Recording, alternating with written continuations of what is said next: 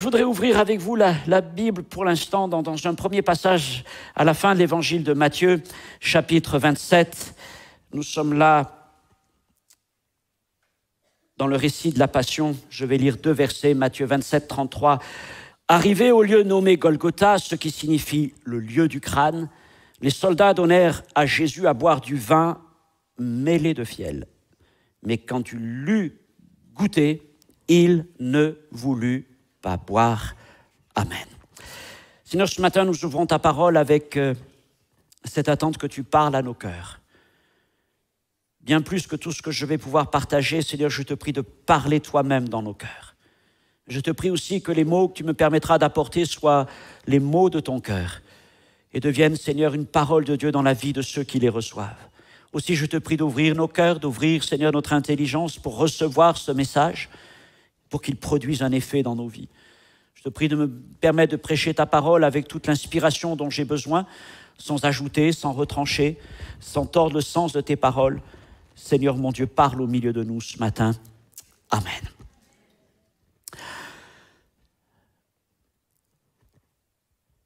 La mort de Jésus à la croix fut certainement pour lui un temps de souffrance. La croix était un châtiment terrible. Un temps de longue agonie et un temps d'abandon aussi. Mais il y a une chose qu'elle ne fut certainement pas, un lieu d'amertume et de colère.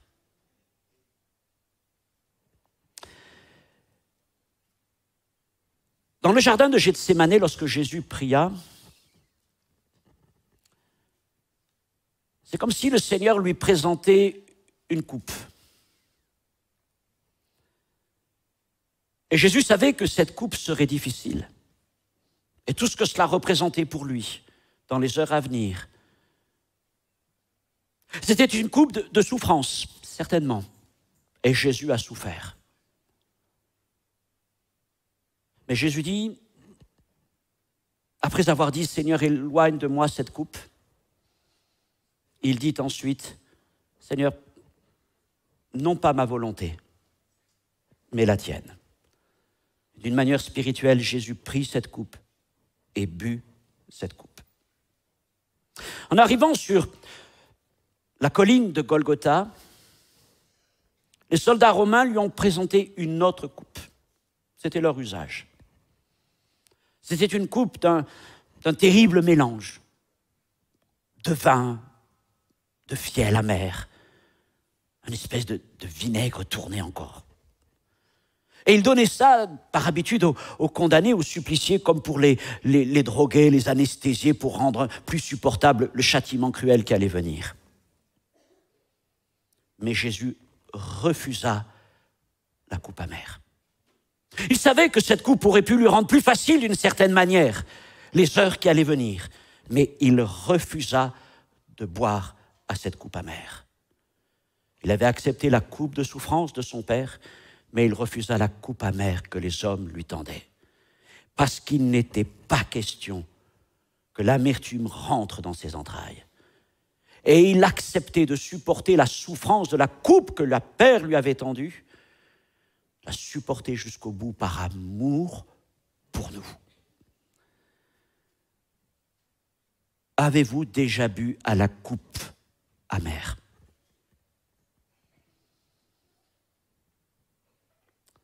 Ce n'est pas Dieu qui nous présente la coupe amère, mais ce sont les hommes ou les circonstances qui nous présentent la coupe amère. Et l'amertume est comme une espèce de drogue dans laquelle on peut trouver un certain plaisir,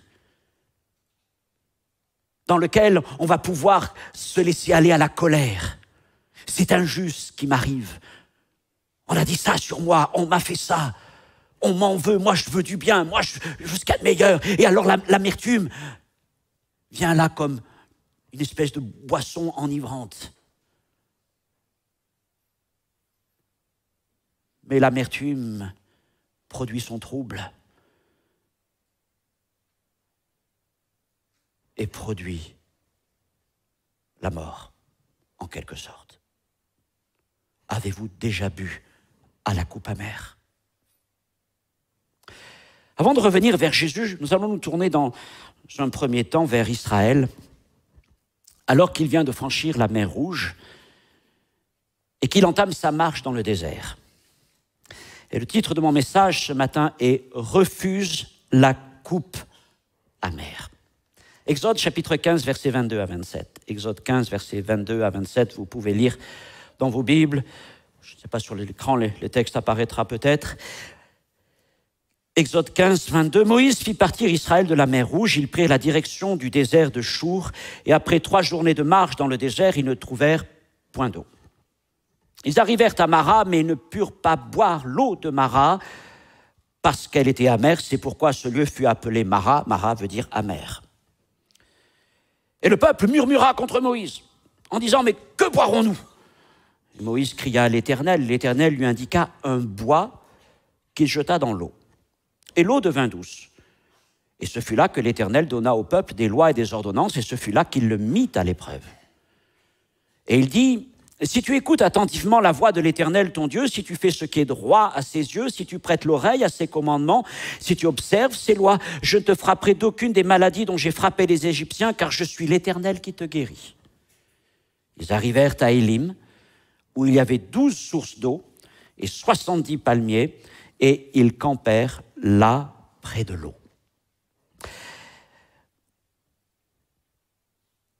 Premièrement, faire face à la déception. Car en effet, l'amertume se présente souvent à nous dans un temps de déception, dans un temps d'offense. L'amertume se nourrit de la déception, se nourrit de l'offense. Alors voilà donc qu'Israël vient de commencer sa marche dans le désert, et ça fait 3 jours qu'ils marchent, depuis qu'ils ont traversé cette mer Rouge. 3 jours, à la fois un temps court, mais c'est aussi un temps suffisamment long pour éprouver la fatigue et la soif, surtout quand on marche dans le désert. Et c'est aussi suffisamment long pour déjà oublier la délivrance dont ils ont été l'objet en quittant le pays d'Égypte. Mais dans le désert, il est évident que la soif est une question de vie ou de mort prochaine. Et quand une personne est prise par la soif, surtout sous des températures terribles, ça tourne à l'obsession. Il faut boire. Tout notre corps nous dit « il faut boire ». Et n'importe quelle goutte d'eau, n'importe quelle eau, quelle qu'elle soit, devient en elle-même un trésor extraordinaire et présente une saveur incomparable. Mais alors, que dire quand tout un peuple, hommes, femmes, enfants et troupeaux, quand tout un peuple a soif, quand tout un peuple éprouve la soif? On peut imaginer au fur et à mesure de la marche et des jours qui passent, de la chaleur qui accable, toute la tension et la fébrilité qui montent. Et une seule chose compte et fait oublier tout le reste, la quête de l'eau. Il faut trouver de l'eau. À la fin du verset 25, dans notre lecture, il est écrit que par ces 3 jours de marche et l'épisode qui s'ensuivit aux eaux de Mara, que Dieu mit à l'épreuve Israël. La première fois que Dieu met à l'épreuve Israël.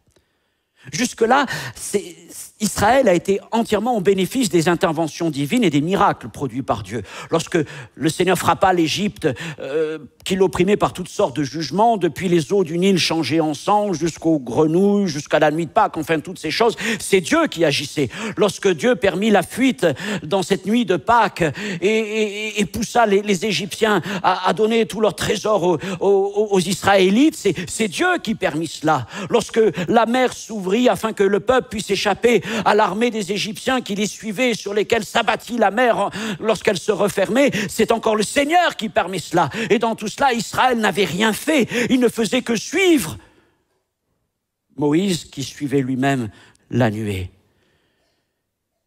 Et alors, quand ils traversèrent la mer et qu'ils se retournèrent derrière eux depuis l'autre rive, depuis l'autre côté de la rive, alors là, il nous est dit, Exode 14, 31, qu'Israël vit la main puissante que l'Éternel avait dirigée contre les Égyptiens.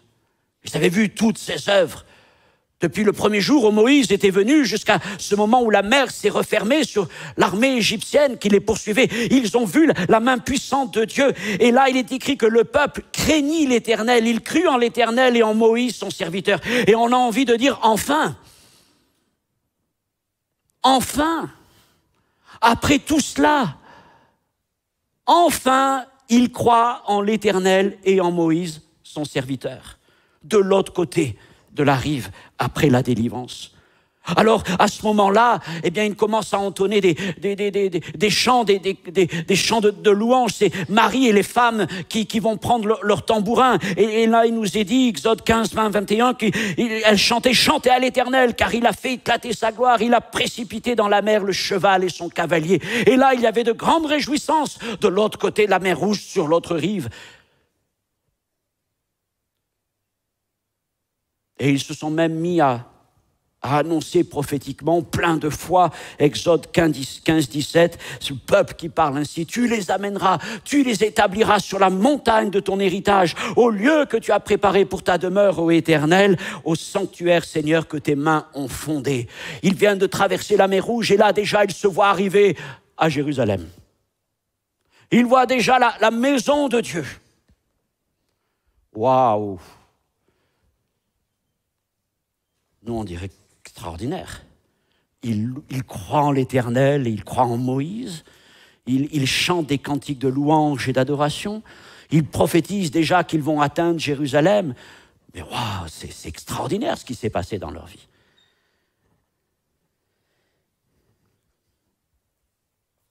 Mais tout comme il est dit que Jésus ne se fiait point aux Juifs de son temps parce qu'il les connaît tous et qu'il savait lui-même ce qu'il y avait dans le cœur de l'homme, tous ces tambourins, tous ces chants, toute cette déclaration prophétique n'ont pas beaucoup ému le Seigneur. Parce qu'il savait lui-même ce qu'il y avait dans le cœur de ces hommes et de ces femmes. Il y a bien longtemps, j'ai lu un très beau message du pasteur David Wilkerson qui disait « C'est beaucoup plus facile de chanter de l'autre côté de la rive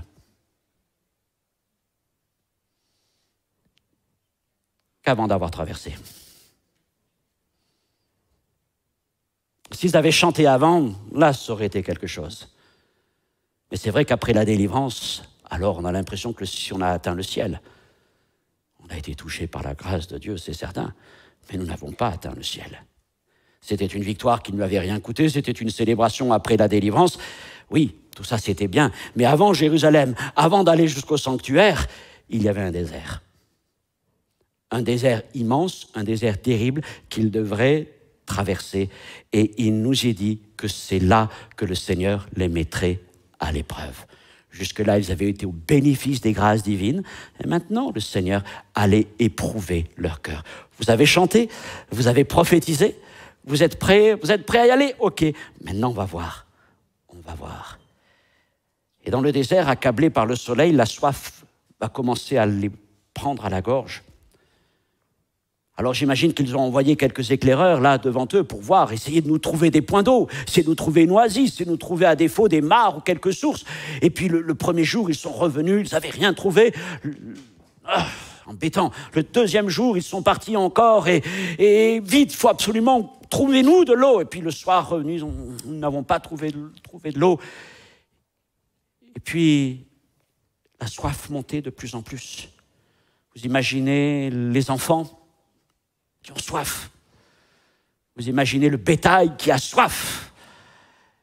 Et la masse d'hommes et de femmes que ça représente. Et dans les premiers jours, les gens restent assez calmes.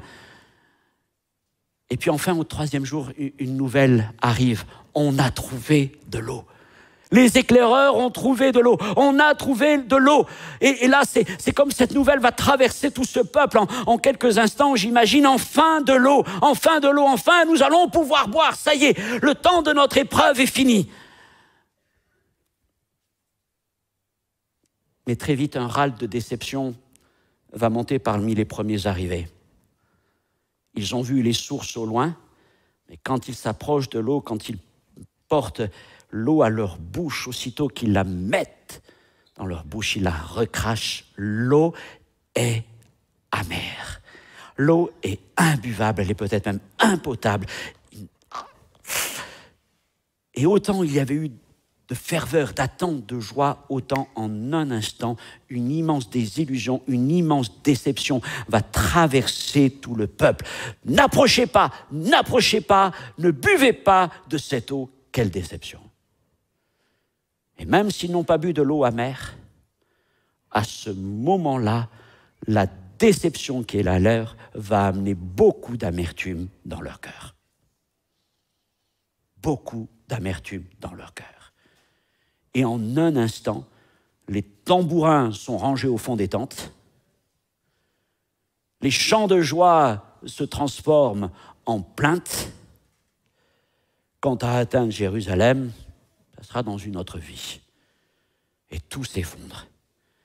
Et alors que 3 jours plus tôt, le peuple croyait en l'Éternel et qu'il croyait même en Moïse, son serviteur, pour la première fois d'une longue liste à venir, nous trouvons le verbe murmurer. Il murmura contre lui. 3 jours plus tôt, il croyait en lui. 3 jours plus tard, il murmure contre lui. Et tout Israël manifeste son mécontentement et tourne sa rancœur contre Moïse. Que boirons-nous? Que boirons-nous? Nous sommes là en plein désert et l'eau est amère. Et voyez-vous, ce passage nous interroge les uns les autres quant à notre attitude face à la déception. Les circonstances de la vie font que notre foi est souvent mise à l'épreuve. Et c'est vrai qu'il y a peut-être un temps où nous vivons des grâces particulières de Dieu, les temps de délivrance, les temps d'encouragement où le Seigneur agit par sa puissance. Et là, on a souvent l'impression que ça y est, nous y sommes. C'est les tambourins, c'est les chants, c'est « Je crois en toi, Seigneur, je suis prêt à te suivre jusqu'au bout ». Mais la vie chrétienne n'est pas faite que de tambourins. Elle n'est pas faite que de chants de louanges.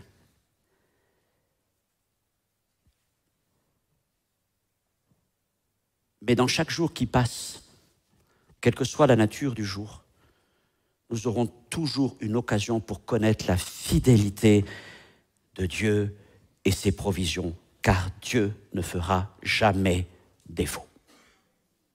Et c'est ce qu'il veut nous enseigner. Alors nous sommes prompts à chanter les victoires que Dieu nous accorde, mais jusqu'à quel point sommes-nous prêts à supporter les épreuves? 1 jour? 2 jours?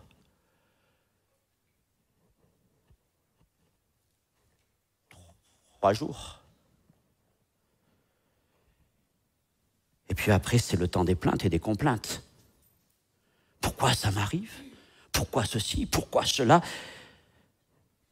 Tout ça, vous savez, pour expérimenter quoi au bout du compte? Une espèce de honte.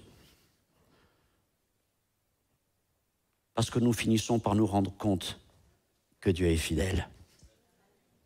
Combien de fois nous nous sommes plaints? Nous sommes allés au bureau des plaintes pour constater qu'ensuite, que Dieu demeure toujours fidèle. Seigneur, pardon d'avoir murmuré. Seigneur, pardon de m'être plaint, gémi comme cela, alors que tu es le Dieu fidèle et bon et qui n'est jamais à court de bénédictions et de provisions. Mais ça, vous savez quoi? Il faut l'apprendre. Il faut l'apprendre. Et c'est comme Israël, ils ne l'ont pas appris en une seule fois. Il leur faudra beaucoup de temps pour l'apprendre. Et nous, il nous faut parfois beaucoup plus qu'une seule épreuve pour l'apprendre. Et il nous faut parfois plusieurs années. Mais au bout du compte, nous apprenons à chanter avant l'épreuve. Et c'est ce qui est le plus important aux yeux du Seigneur. Deuxièmement, guérison et instruction.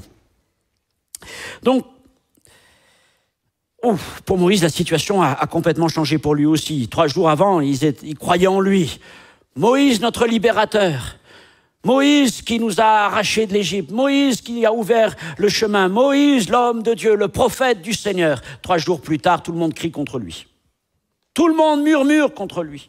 Tout le monde en a contre lui. Pauvre Moïse, il se retrouve là, non pas devant une poignée d'hommes, mais devant toutes ces tribus, devant toutes ces familles, devant tous ces gens qui ont soif.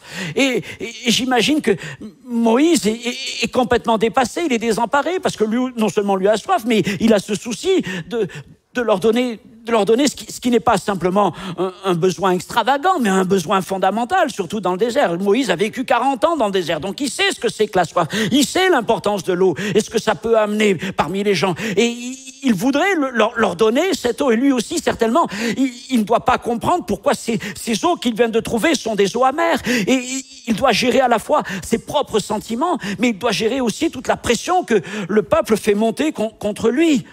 Alors que fait Moïse ?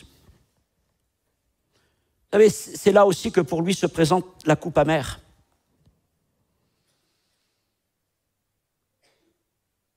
Et s'il avait trempé ses lèvres dans la coupe amère, alors il se serait retourné contre Dieu. « Oh Dieu, tu nous as amenés jusque-là, pourquoi est-ce que tu nous as délivrés? Tu nous as fait passer par le chemin 3 journées de marche. Regarde, on a marché, on arrive à des eaux, et puis comment ça se fait que ces eaux soient amères? Pourquoi tu nous as délivrés? Pourquoi tu as fait tout ça? Maintenant, les eaux sont... Il aurait pu boire à la coupe amère.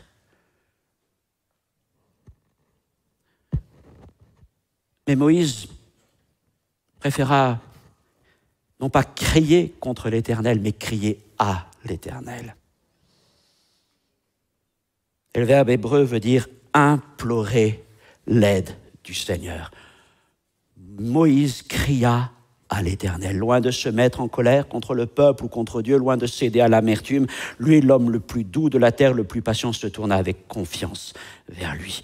Et en cela, à ce moment-là, il est déjà une image de Jésus-Christ. Dans cette souffrance qui est celle du Seigneur, mais aussi dans cette souffrance et cette solitude qui est celle de Moïse, il a su marcher déjà comme le Messie le ferait plus tard. Et alors le Seigneur lui répond d'une manière un peu particulière parce que Dieu va lui indiquer un bois. Ce coup-ci, il lui parle pas de son bâton. Vous savez, avec son bâton, Moïse avait frappé les eaux du Nil, il avait frappé la mer Rouge, il avait eu les serpents. Enfin, ouais, c'était son bâton, le signe de son autorité, de tout son ministère. Mais Dieu lui dit non, tu vas pas utiliser ton bâton, tu vas utiliser un bout de bois. Je dis un bout de bois parce que je ne sais pas trop vous dire ce que c'est que ce bois. Est-ce que c'était une branche d'arbre? Est-ce que c'était un bois qui traînait à terre? En tout cas, Dieu lui montre un bois. Et il doit jeter ce bois dans l'eau. Et Moïse va s'exécuter et un miracle va se produire. Mais mettez-vous quand même à la place de Moïse. Il a crié vers le Seigneur, et j'imagine tout le peuple est en train de regarder Moïse. Qu'est-ce qu'il va nous trouver comme solution? Moïse prie, il y a cette intimité entre lui et Dieu, et Moïse revient et il arrive avec un bâton. Ah, tiens, un nouveau bâton. C'est pas son bâton, mais bon, c'est un bout de bois. Et il le jette dans l'eau. Alors, c'est vrai que j'ai lu, je ne suis pas un spécialiste du tout, mais que dans certaines parties du monde, il y a des arbres et des plantes qui ont la propriété d'adoucir les eaux amères. Vous savez peut-être ça. Mais j'imagine que c'est du niveau d'un verre d'eau. Hein. Mais là, carrément, toute une oasis. Hein. Je ne sais pas si c'était un lac ou un étang, mais enfin, c'est pas avec un bout de bois qui même s'il avait quelques vertus par lui-même, qu'il allait pouvoir adoucir cette eau. Alors j'imagine le peuple en train de regarder, même Moïse, je ne sais pas où tu vas là, mais qu'est-ce que tu fais avec ton bout de bois? Je me mets à la place de Moïse.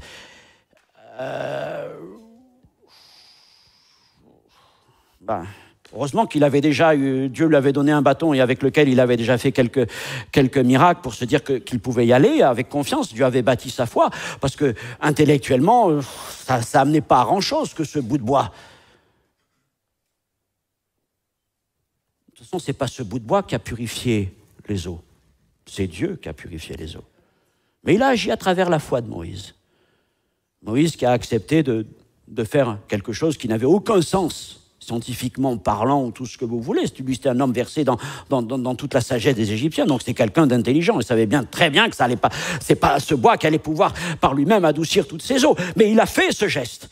Et le peuple l'a regardé. Il a fait ce geste et le peuple l'a regardé. Et l'eau devint douce.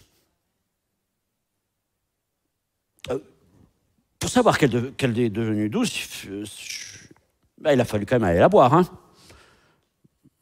à moins que c'était un étang ouvert et qu'il soit devenu une belle eau transparente, enfin je ne sais pas, mais à un moment, soit ils l'ont vu, mais je ne sais pas, soit ils sont allés la boire pour constater en effet qu'elle était douce, et dans tous les cas, il y a eu un acte de foi. Mais ce bout de bois, qui n'est même pas le symbole de l'autorité du ministère de Moïse, c'était même pas sa verge. Ce bout de bois vulgaire, j'ai en train de dire, nous rappelle un autre bout de bois vulgaire. Un arbre qui n'était pas grand-chose, mais qui fut dressé sur une colline à la sortie de Jérusalem. Et sur cet arbre, qui fut transformé en croix, un homme y fut attaché. C'était Jésus-Christ. Et le bois de la croix de Jésus-Christ est une puissance qui adoucit les cœurs pleins d'amertume. La puissance de la croix est une puissance d'adoucissement. Dieu a adouci nos cœurs. Par la puissance de la croix, Dieu a adouci mon cœur. Dieu a adouci ton cœur. Dieu a transformé l'amertume en douceur. Une semaine avant la Pâque, les tambourins et les chants des femmes et des enfants résonnaient aussi à Jérusalem lorsque Jésus entrait, monté sur l'ânon le petit d'une ânesse. Puis une semaine plus tard vient le moment où Jésus devait se charger de sa croix. Alors qu'il parcourt le chemin de douleur, la foule le presse. Certains se lamentent et d'autres se moquent ouvertement de lui. Mais ni l'amertume ni la colère ne montent en lui. Pressé de toutes parts, fatigué, accablé, et se tourne encore vers ces filles de Jérusalem pour pleurer avec elles et les encourager. Filles de Jérusalem, ne pleurez pas sur moi, mais pleurez sur vous et sur vos enfants. Et il poursuit son chemin. Simon vient le rejoindre pour l'aider à porter la croix et arriver au sommet du rocher, accablé. C'est à ce moment-là que les soldats romains vont lui présenter cette coupe de vin mêlé de fiel. Un breuvage imbuvable, mais qui devait étourdir les suppliciés. Et quand Jésus prit la coupe et qu'il commença à goûter ce qu'elle contenait, aussitôt, il recracha et il refusa de boire. Peut-être même qu'ayant senti à l'odeur, il refusa dès le début de boire cette coupe. Parce que non seulement il avait annoncé à ses disciples qu'il ne boirait plus du fruit de la vigne jusqu'à ce qu'il soit dans son royaume, mais en plus, il n'était absolument pas question qu'un fiel amer vienne remplir ses entrailles. Cette expression fiel amer, c'est celle que Pierre utilise dans Actes chapitre 8 pour parler de Simon le magicien. Simon, ton cœur est plein d'un fiel amer, il lui dit. Et il n'était pas question que le cœur de Jésus soit rempli d'une seule molécule de fiel amer.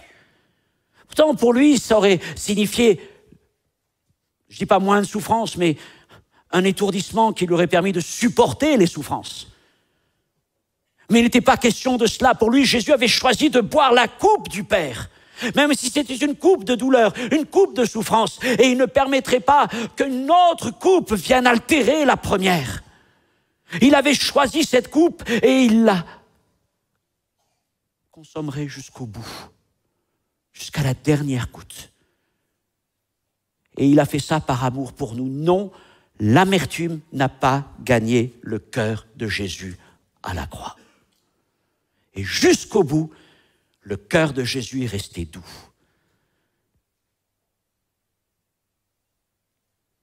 Plein de grâce, au point de pouvoir pardonner ceux qui le faisaient souffrir.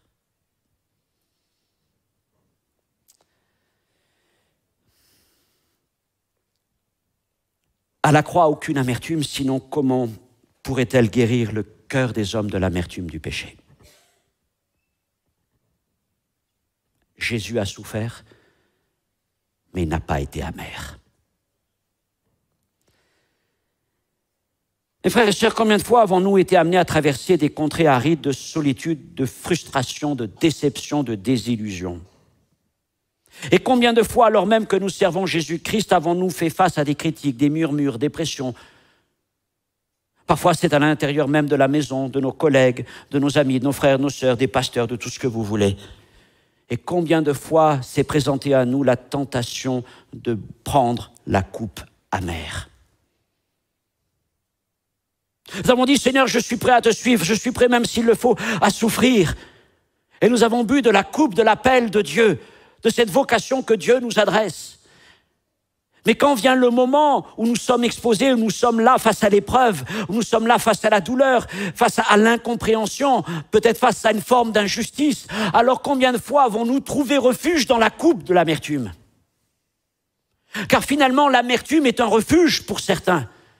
C'est une excuse, une drogue qui va troubler nos émotions, mais dans laquelle nous allons pouvoir laisser cours à tous nos sentiments, à tout ce que nous retenons, et la colère, et tout ce qu'on veut, et la jalousie, et la rancœur, et ceci et cela. Et vous voyez, l'amertume, ce sont ces eaux qui se répandent en nous.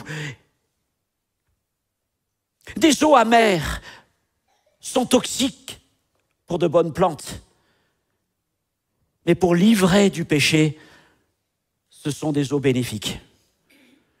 Et quand l'amertume se répand dans nos cœurs, quand nous acceptons l'amertume contre mon épouse, l'amertume contre mon époux, l'amertume contre mes frères et sœurs, l'amertume contre mes enfants, l'amertume contre mon employeur, l'amertume contre telle ou telle situation, lorsque j'accepte de mettre mes lèvres dans cette coupe-là, alors le péché va proliférer. La haine, la colère, la médisance. Et parfois, il s'est arrivé que nous avons bu tout entier le calice de l'amertume.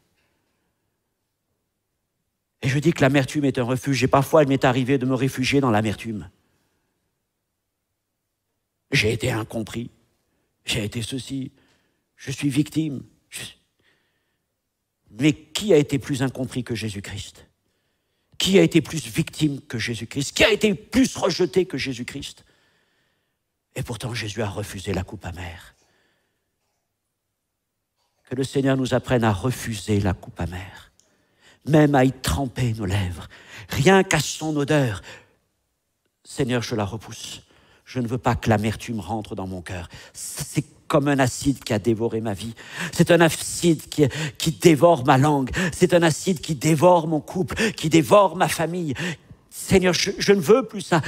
Je suis prêt pour ta gloire, parce que tu m'appelles à souffrir s'il le faut, pour la vocation que tu m'adresses, pour la mission que tu m'adresses. S'il le faut, souffrir jusqu'au bout. Mais Seigneur, je préfère m'attendre à ce qu'il y a de meilleur. Et je crois que ce meilleur, c'est l'espérance d'une résurrection et d'une délivrance de la part du Seigneur. Refuse la coupe amère. Refuse l'amertume. Israël recracha de l'eau de Mara, mais son cœur était plein d'amertume. Alors qu'en est-il de nos cœurs aujourd'hui? Qu'en est-il face à toutes ces déceptions, la critique, l'injustice, face au retard, à la désillusion? N'est-il pas temps que ce matin, en ce week-end où nous célébrons la Pâque de Jésus-Christ, que le bois de la croix soit jeté dans ton cœur? C'est là un miracle. C'est là un acte de foi. Je crois en toi, Seigneur. Je crois en ce que tu as accompli pour nous à la croix. Et alors, ce message de l'Évangile est celui qui vient adoucir les eaux de notre cœur. Dieu est prêt à adoucir les eaux amères de ta vie en t'apportant consolation et secours. Il veut surtout purifier ton cœur de toute amertume et y enlever la cause de tout mal et de toute l'amertume, c'est-à-dire le péché. Jésus veut purifier nos vies tout entières.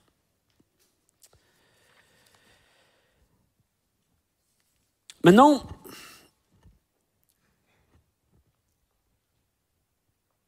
Dieu n'allait pas se contenter de cette mise à l'épreuve, de voir comment, en quelque sorte, Israël allait réagir vis-à-vis de cette eau de Mara, ces eaux amères. Jusque-là, Dieu avait béni, Dieu avait délivré, mais maintenant, il le mettait à l'épreuve. Tu as chanté, tu as joué du tambourin, Tu as fait plein de proclamations, maintenant on va voir ce qu'il en est réellement. Ce n'est pas une punition de la part du Seigneur. Mais Dieu veut vraiment construire leur foi. Il veut construire leur foi. Alors, si je dis cela, c'est parce que nous aussi, le Seigneur veut construire notre foi. Oui, il est prêt à guérir nos cœurs et à adoucir nos vies par le bois de la croix, par le message de l'Évangile. Le Seigneur adoucit nos cœurs. Mais ce qu'il voudrait, comme je le disais, c'est de nous apprendre, il veut nous apprendre à refuser les eaux de Mara. À savoir reconnaître les eaux de Mara et à dire quelque part, Seigneur, je ne veux pas boire à ces eaux. Je ne veux pas boire à ces eaux. Je veux me garder pur pour toi. Et c'est là que le Seigneur, après avoir satisfait leurs besoins physiques, puisqu'il va leur donner de l'eau douce, il va leur parler, il va aussi leur donner des commandements. Chapitre 15, verset 26, notamment, il va leur dire d'écouter attentivement sa voix, d'agir correctement, de prêter l'oreille à ses commandements et d'obéir à toutes ses prescriptions. Et il leur promet alors d'être Yahvé Raphé, celui qui le guérirait, l'Éternel qu'il te guérisse s'il reste fidèle à ses ordonnances. Et ça, c'est pour nous dire quoi? Et que la marche chrétienne, c'est aussi marcher selon les principes de l'Évangile. Les principes de l'Évangile, ce n'est pas loi sur loi, commandement sur commandement, c'est avant tout un style de vie, c'est une façon de vivre. C'est ça tout l'enseignement de la parole du Seigneur. Et ce que Dieu voulait apprendre à Israël, et ce qu'il veut nous apprendre, c'est à marcher comme lui-même a marché, par son esprit, par sa parole. Alors au début, il nous donne des instructions, parce que quand on est un enfant, on a besoin de commandements, d'instructions, on apprend au fur et à mesure, pour qu'un jour on puisse faire sans même y réfléchir, n'est-ce pas? L'apprenti, au début, il regarde son maître, et puis il apprend à faire des choses, et puis un jour, il peut faire par lui-même, et bien même le jour où il ne réalise même plus qu'il a fait les choses parce que c'est comme ça. Eh bien, c'est un peu ce qui se passe dans la vie chrétienne. Mais le Seigneur nous instruit. Alors là, aux eaux de Mara, il les a instruits. Et ce qu'il veut nous dire, c'est que, oui, il est prêt à nous guérir de nos erreurs. Nous buvons à Mara, nous murmurons, nous ne sommes pas contents. Mais ce qu'il voudrait nous apprendre, c'est dire, écoute maintenant ma voix, écoute mes prescriptions.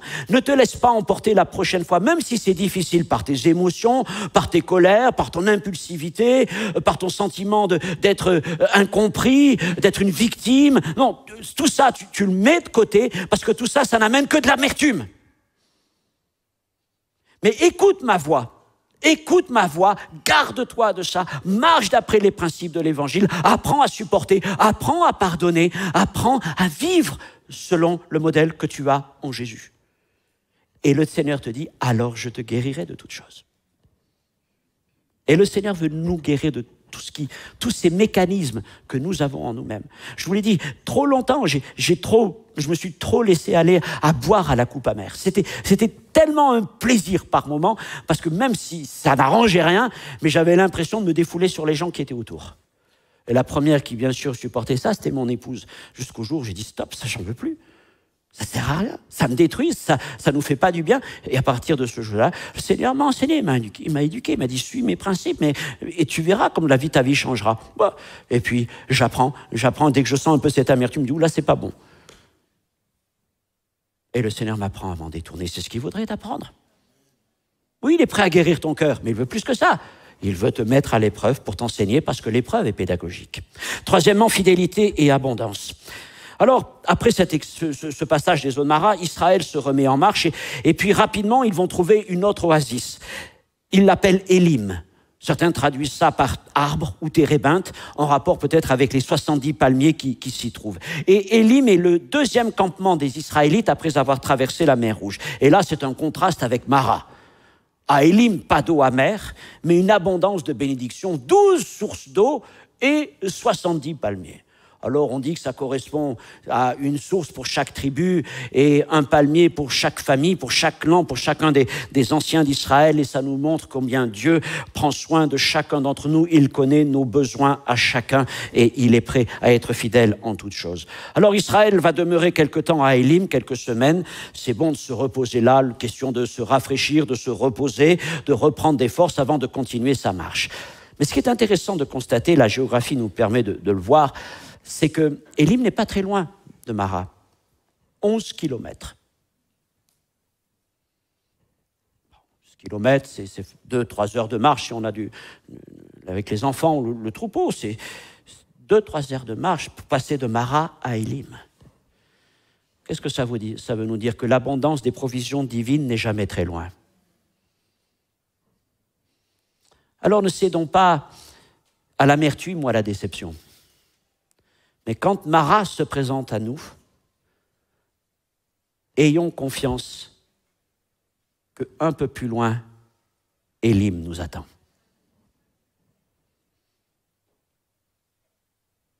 Il y aura toujours quelqu'un qui viendra pour vous présenter les eaux de Mara.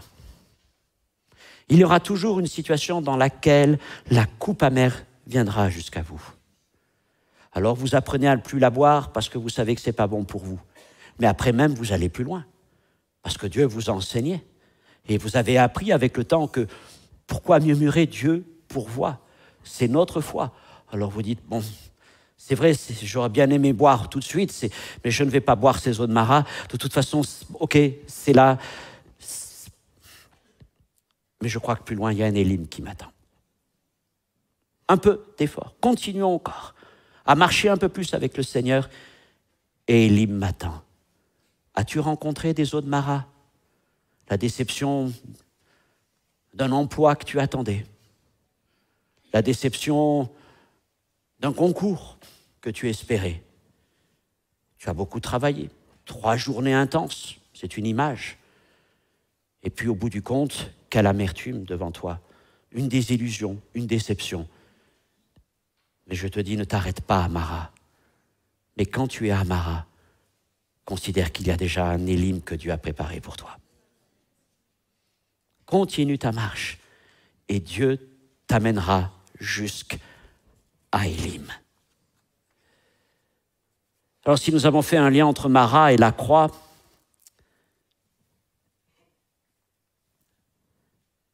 à Mara, un bois a été jeté dans l'eau et à la croix, à Golgotha, une croix a été dressée. Élim, c'est une évocation de la Pentecôte. Pour aller à Élim, il faut passer par Mara, souvent. Pour atteindre la Pentecôte, il faut sûrement passer par Pâques. Et pour aller à la chambre haute, il faut passer par Golgotha. Et dans cette chambre haute, au jour de la Pentecôte, il y avait cette abondance d'Élim. Il y avait une abondance, une plénitude de l'Esprit qui était là. Les disciples avaient persévéré, ils avaient attendu 10 jours depuis que le Seigneur était remonté auprès du Père. Ils avaient persévéré dans les prières et ils avaient atteint Élim. Et pour chacun d'entre eux, il y avait une langue de feu, la Bible nous dit. Il n'y en avait pas 118, 119, il n'y en avait pas 121, il y en avait 120. Et une langue de feu est venue se poser sur chacun d'eux. Dieu les connaissait tous. En ce jour de Pentecôte, ils étaient tous unis, c'est vrai. Enfin, tous ceux qui étaient assemblés. Mais quelque temps plus tôt, 50 jours plus tôt, devant l'ombre de la croix, ils s'étaient désunis. Devant la croix, Jésus a refusé de boire la coupe amère. Mais devant la croix, Judas a bu toute la coupe. Il l'a bu jusqu'à la dernière goutte. Il ne voulait pas entendre parler de la mort de Jésus. Il a rempli son cœur d'amertume et il a fini par se pendre. Quant à Pierre,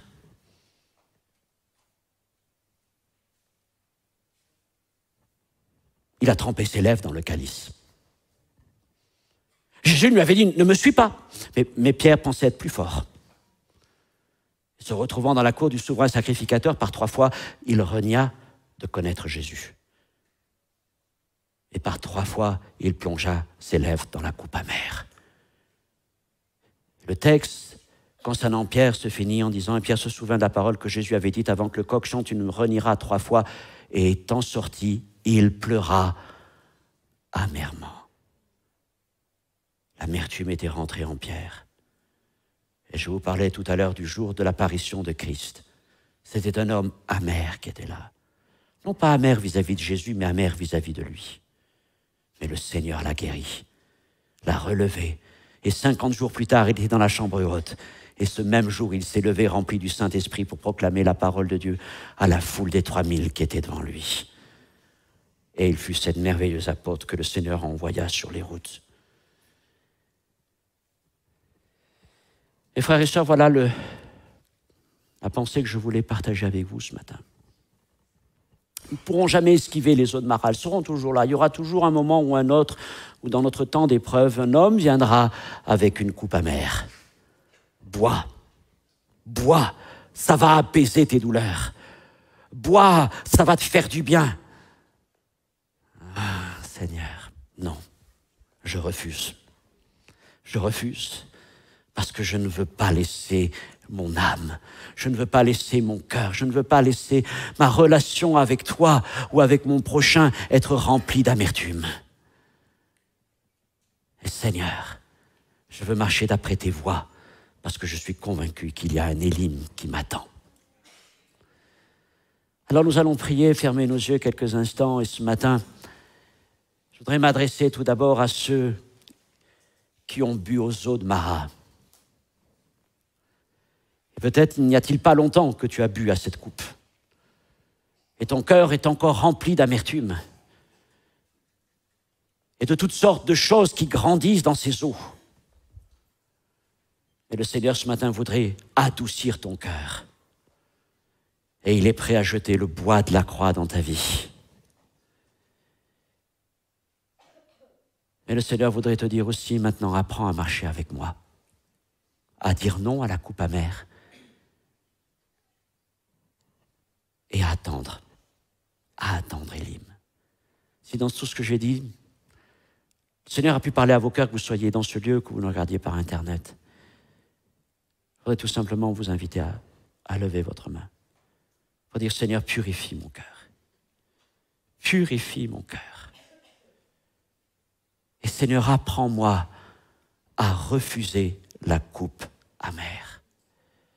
Purifie mon cœur, Seigneur. Vois les mains qui se lèvent vers toi, Seigneur.